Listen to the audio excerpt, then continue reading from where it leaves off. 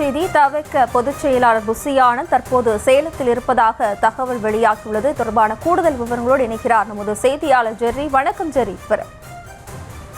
வணக்கம்.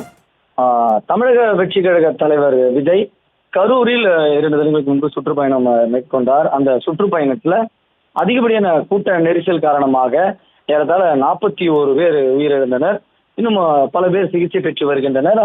இந்த நிலையில்தான் காலையில் இருந்து தமிழக வெற்றி கழக பொதுச் செயலாளர் புசி ஆனந்த் தலைமறைவாக இருப்பதாக தகவல்கள் வெளியாகி இருந்தது. நேற்று இரவு வரை அவர் திருச்சியில் இருந்ததாகவும், திருச்சியில் இருந்து இன்று காலை சேலம் சாலை மார்க்கமாக புறப்பட்டதாகவும் கூறப்படுகிறது.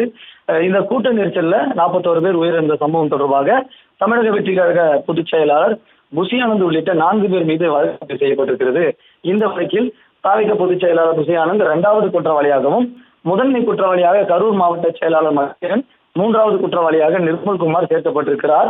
இவர்கள் மீது ஜாமீனில் வெளியே வராத முடியாத பிரிவின் கீழ் வழக்கு செய்யப்பட்டிருப்பதாக கூறப்படுகிறது.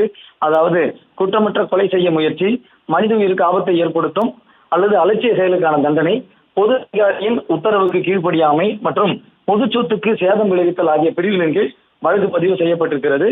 இந்த சூழலில்தான் இந்த 4 நபர்களும் விரைவில் கைது செய்யப்படுவார்கள் என்று கூறப்பட்டிருந்த நிலையில்தான் காலையிலிருந்து அவர் தலைமறைவாக இருப்பதாக தகவல்கள் வெளியாகி கொண்டிருந்தன. இந்த நேரத்தில் தான் திருச்சியிலிருந்து அவர் சேலம் புறப்பட்டிருப்பதாகவும் கூறப்படுகிறது.